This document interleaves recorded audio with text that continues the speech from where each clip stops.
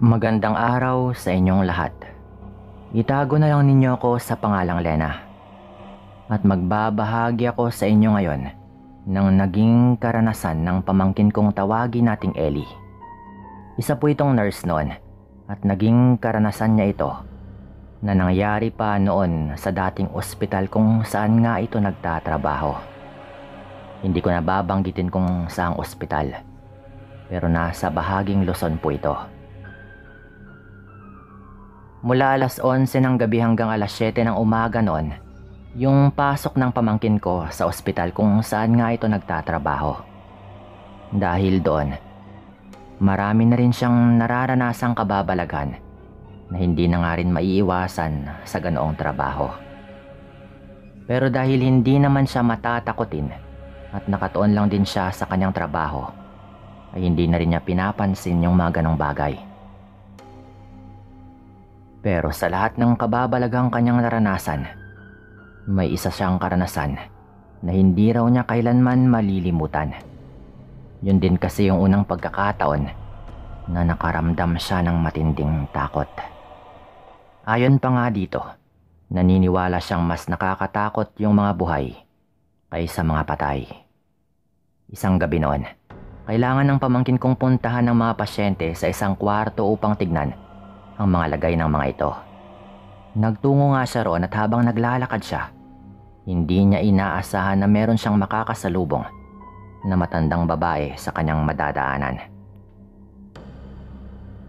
Nang malapit ng araw sila sa isa't isa, hindi maiwasan ng pamangkin ko na makaramdam ng kakaibang kaba sa hindi niya malamang dahilan. Dahil marami pa nga siyang gagawin, sinawalang bahala lamang niya yung bagay na yon. Hanggang malampasan na nga niya yung naturang matanda. At nang mapatingin siya rito, ayon kay Ellie, ay tila may kung anong enerhiya raw na umuudyok sa kanya na talagang titigan yung matandang yon. At noong nakatingin na nga siya, nakita niyang nakatingin din sa kanya yung matanda. Ngunit bigla lamang napaiwas ito ng titig. Napansin kaagad ng pamangkin ko noon na tila may bakas ng dugo sa bibig at ilalim ng labi nito. Nangunot kaagad yung kanyang noo at napaisip na baka kailangan ng matanda ng tulong dahil baka meron itong sugat. Ngunit hindi na nga siya nag-abala pang tanungin ito, lalo na at may gagawin pa siya. Pero halos ilang di pa lang daw yung layo nito sa matanda nang makaramdam siya ng konsensya kung sakaling ang hindi niya tulungan yung matandang yon. Kaya't natigil nga siya sa paglalakad.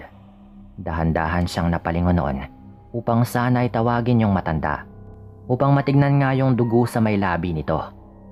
Pero ganoon na lang yung gulat ng pamangkin ko nang sa paglingon niya ay wala na yung matandang babaeng yon.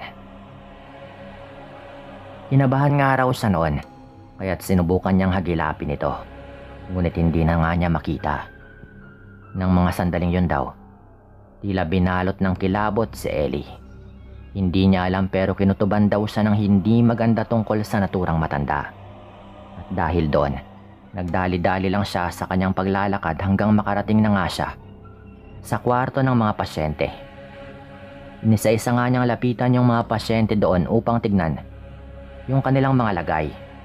Ang iba sa kanila roon ay tulog pa raw dahil bagong panganak daw yung iba at nagpapadedi pa sa kanilang mga anak. Dahil halos lahat ng mga pasyente at maging yung mga sanggol na naroroon ay nasa maayos naman na kalagayan, mabilis ring natapos yung trabaho ni Ellie sa kwartong yon. Paalis na nga sana siya upang tignan naman yung ibang pasyente sa ibang mga kwarto.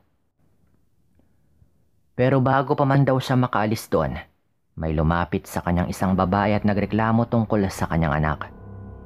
Karga-karga niya rin yung sanggol nito ng mga oras na yon at kinausap nga niya si Ellie. Sinabi ng babae sa aking pamangkin yung tungkol sa nakita niyang sugat ng kanyang anak sa may braso nito. Tinignan naman yun ni Ellie at nakita nga niyang may 2 bilog na sugat doon na animoy kinagat gamit yung pangil. Nagtaka si Ellie dahil sa kanyang nakita. Ngunit para hindi na nga rin mag-alala yung babae, nilagyan na lamang niya ng gamot yon.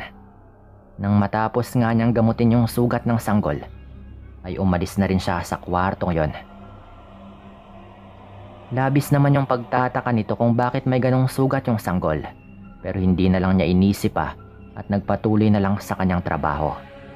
Sinabi na lang din niya noon sa pasyente na kapag dumating yung doktor ay doon nga niya sabihin upang mas malaman niya yung mga paliwanag tungkol sa sugat. Inisip na lang daw niyang baka hindi sadyang nasugatan yung sanggol na yon. Naging maayos naman yung trabaho ni Ellie ng gabing yon. Nawaglit na nga rin sa kanyang isipan yung tungkol sa matandang babaeng kanyang nakita. Nang sumunod na mga gabi, hindi na rin nakita ng pamangkin ko yung matandang babaeng yon. Kaya't hindi na lang din niya inisip pa yung tungkol doon. Wala namang naging ibang problema noon maliban sa isang ina na malimit na nagrereklamo sa sugat ng kanyang anak. Maging si Ellie ay nagtataka gayong dalawang braso na nga ng sanggol yung merong sugat na magkatulad. Hindi nila alam kung saan nga ba yun nanggaling. Dahil nagulat na lang din daw yung babae nang makita niya yung sugat ng kanyang sanggol. Noong una, walang ibang maisip na dahilan si Ellie. At ginagamot na lang din niya yung sugat ng bata lalo na at pansin din nito na tila namamaga na raw yun. Kinausapan niya yung ina ng sanggol na sasabihin sa doktor yung tungkol doon. At nang ito na rin mismo yung magsabi kung ano nga ba yung posibleng dahilan ng sugat ng sanggol sa dalawang braso nito, tanging pagtangulang din yung naitugo noon ng babae kay Ellie. Gayong wala rin naman siyang maibigay na dahilan kung bakit nagkakaganoon yung kanyang anak. Hanggang isang gabi nga noon, patungo na sana ulit sa kwarto ng bagong panganak si Ellie. Habang naglalakad siya, nagulat siya nang muli niyang matanaw yung matandang babae. Sinundan nga ni Ellie kung saan papunta yung naturang matanda. Nang mapagtanto niyang papunta nga ito sa kwarto ng mga bagong panganak, kinabahan siya nang hindi niya alam. Hindi nga siya nagkamali noong makita niyang pumasok sa kwarto na yon, yung naturang matanda. Napailing siya at nagdali-dali na rin sa pagpasok sa kwarto. Nang makapasok naman siya roon, kaagad niyang hinagilap yung naturang matanda. Noong una ay hindi nga niya ito makita kaya't kung ano-ano na rin yung pumasok sa kanyang isipan. Hanggang makita nga niya ito sa bahagi kung saan nga nakahiga yung sanggol na merong sugat sa kanyang dalawang braso. Mahimbing na yung tulog ng sanggol at maging yung ina nito. Kaya't marahil ay hindi nga naramdaman yung paglapit ng naturang matanda. Naglakad naman papalapit sa bahaging yon si Ellie upang sana ipuntahan yung mag-ina at maging yung matanda upang kausapin. Pero habang papalapit siya, hinarang siya ng isang babae roon at kinausap. Wala namang nagawa yung aking pamangkin kung hindi kausapin na muna yung babae, lalo na at may katanungan ito. Habang nakikinig sa sinasabi ng babae, napapatingin si Ellie sa matanda na noon ay nakahawak na raw sa sanggol. Walang ano-ano, ay bigla raw nitong kinagat yung sanggol sa braso at animoy sinisip-sip yung dugo ng naturang sanggol. Nagulat naman yung babaeng kausap ni Ellie nang sumigaw nga siya ng malakas dahil na rin sa kanyang nakita. Maging yung ibang mga tao roon ay naalimpungatan at pati yung mga sanggol ay nagsiiyakan. Nataranta naman noon si Ellie kaya't mabilis nga siyang humingi ng pasensya sa mga naroroon. Kinausap din niya yung babae at inasikaso muna ito. Nang matapos nga siya ay pinagtuunan na nga niya ng pansin yung bahagi kung saan yung matanda na kumagat sa naturang sanggol. Ngunit hindi na nga niya nakita pa yung matanda. Natanaw na lang niya yung ina ng sanggol na pinapatahan yung anak nito dahil umiiyak nga ng mga sandaling yon. Parang hindi rin daw napansin ng ibang mga tao na naroon yung matanda. At marahil ay may ginawa yung matandang yon para magkaganon. Nilapitan ni Ellie yung mag-ina at nang makalapit na nga siya sa mga ito, tinanong pa niya yung babae kung nakita nga nito yung matanda. Napailing naman daw yon bilang tugon sa kanya at sinabi na wala siyang nakitang matandang babae. Napailing din si Ellie at sinabi sa babae na may matandang lumapit sa sanggol at nakita niyang kinagat nun yung braso ng sanggol at tila sinisipsip pa yung dugo nito. Nangunot nga yung noon ng ina ng sanggol at hindi rin ito makapagsalita. Dahil doon, tinignan na lamang ni Ellie yung braso ng bata at nakita nga nilang may sugat ron na may lumalabas pang dugo. Natakot naman noon yung nanay ng sanggol kaya't minabuti na muna ni Ellie gamutin yung sugat. At nang matapos na nga siya sa paggamot dito, ay pinag-usapan nila yung tungkol sa matandang babaeng nakita ng pamangkin ko. Nagtanong nga yung ina ng sanggol kung ano nga bang itsura ng naturang matanda. Hindi naman nagdalawang isip si Ellie na ilarawan yung matandang kanyang nakita. Matapos may larawan yung matandang babaeng yon, narinig na lang niyang napamura yung ina ng sanggol. Kinutuban ng hindi maganda si Ellie dahil sa pagmumura ng babae na parang nagulat.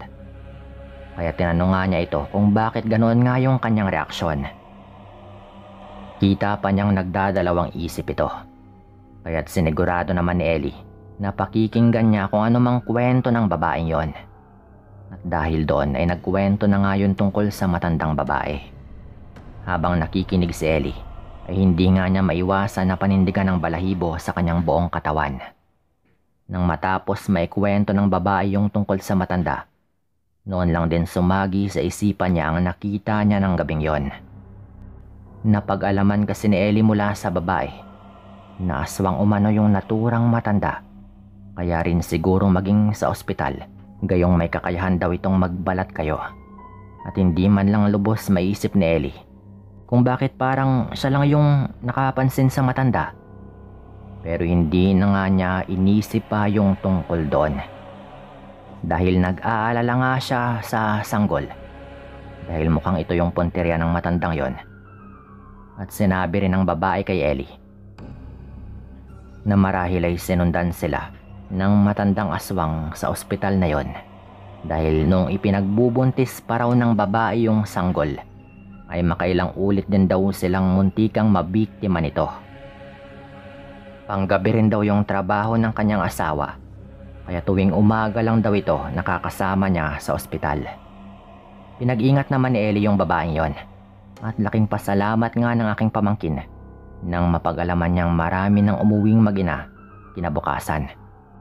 Dahil doon, mas sisigurado na rin nila ang kaligtasan ng sanggol kapag nakauwi na nga ang mga ito sa kanilang mga bahay. Marami daw kasing parang nagsabay-sabay na mga anak noon. Pinag-ingat naman ni Ellie yung babae noon. At nang maayos na nga yung babae at maging yung sanggol, nagpaalam na nga si Ellie. Ipinagpatuloy niya ang kanyang pagtatrabaho ng gabing yon. Subalit talagang hindi pa rin nawawala sa kanya yung mag-alala sa babae at sa kanyang anak. Kinaumagahan nga noon, bago siya umuwi sa kanilang bahay dahil tapos na rin yung oras ng kanyang trabaho. Minabuti ni Ellie na puntahan yung babae at maging yung sanggol nito. Lalo at alam naman daw niya yung address ng mga ito. Pero ganoon na lang yung pagkalungkot ng pamangkin ko nang maabutan niyang inaayos ng babae yung mga gamit nila. Nang kausapin nga ito ni Ellie tungkol sa sanggol, ay napansin niya agad na namumugto yung mata ng babae. At nang tanungin nga niya kung nasaan na yung sanggol nito, doon lang daw niya nalaman na kaya nag-aayos yung mga ito dahil wala na raw yung sanggol. Nagising na lang daw yung babae na wala ng buhay yung kanyang anak sa mismong tirahan nila, lalo at wala daw yung kanyang asawa dahil panggabi yung trabaho nito. Hindi makapaniwala si Ellie sa kanyang nalaman noon. Hindi niya akalaing mawawala yung naturang sanggol nang ganon kabilis dahil mukhang agresibo pala yung aswang na yon. Hindi mawala sa kanyang isip yung tungkol sa nangyaring yon. At pagka-uwi nga niya sa bahay, ikwinento kaagad niya yung tungkol doon. Kawawa daw yung ina dahil iyak lamang daw ito ng iyak na hindi matanggap yung kanyang kapalaran. Nang tanungin pa nga daw ni Ellie yung mga kapitbahay ng babae bago siya umuwi. Ganon din daw yung duda ng mga kapitbahay nito. Nakarinig daw kasi sila ng mga huni ng gabing yon. Pero hindi naman daw nila akalain na meron talagang aswang na umaaligid. Nalaman na lang daw nila kinabukasan Napatay na nga yung sanggol ng babae at yun daw yung kanilang hinala. Naaswang yung may gawa nun. Napaisip yung pamangkin ko nun na sana pala ay pinayuhan na nga niya yung babaeng kumonsulta sa albularyo upang maiwasan yung ganong pangyayari. Ang kaso nga lang, hindi naman talaga akalain ng pamangkin ko na ganon yung mangyayari at medyo hindi rin siya naniniwala noon sa mga albularyo. Huli na nga nang mapagtanto nito na baka yun nga sana yung magandang gawin sa mga ganong sitwasyon. Walang nagawa yung pamangkin ko noon kundi malungkot na lamang sa mga nangyari na hindi nga niya nagawang mapigilan kahit nakita naman din niya yung matandang babae na isa palang aswang. Dito ko na rin po ito tatapusin at maraming salamat sa inyong lahat.